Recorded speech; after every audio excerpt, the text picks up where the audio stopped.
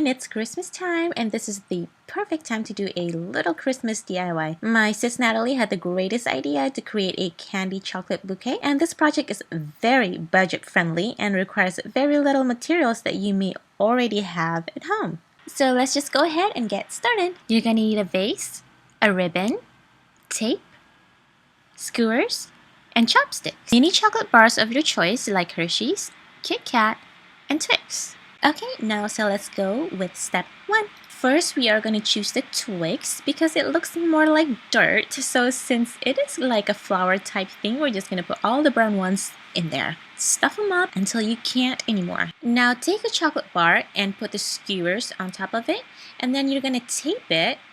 Make sure it's all snug in there, and then you're going to take another one and put it right under it and do the same thing. So we are just going to do everything like that until you have no more. Now we're going to take our chopsticks and break them in half. And since the chopsticks are shorter, it's going to give our chocolate candy bouquet look a little more like an actual flower bouquet.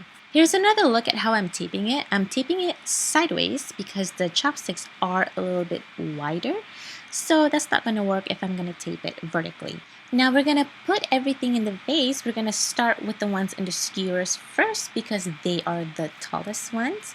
And I'm kind of arranging it like white, red, green, and then the brown. Or I mean the Santa ones. And of course, if you need more, just go and make some more along the way to see how many you need. And after you're done with the ones in the skewers, go ahead and put the chopstick ones last. We actually ended up using almost all of it because it just looks so much better when it is full. And isn't little Harvey just so cute? Hi baby, here you go. Next, we are going to take our beautiful red ribbon and we are going to tie it around the vase. And then Miss Natalie is going to hold the bow in place while I go ahead and tape it.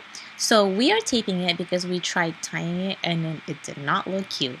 I mean, you can use a hot glue gun to do this, but we just wanted to keep it as simple and less messy as possible. Now we are going to cut the end of the ribbon diagonally so it can look so much cuter. And then after that, cut another red ribbon and put it around the tape so we can hide that hideous looking tape and just tie it in the back. I did a double knot so that it can be snug and tight. And then after it's tied, we are going to cut that ribbon as short as possible and then do the same thing that we did earlier to make the ends of the ribbon look much neater by cutting it diagonally.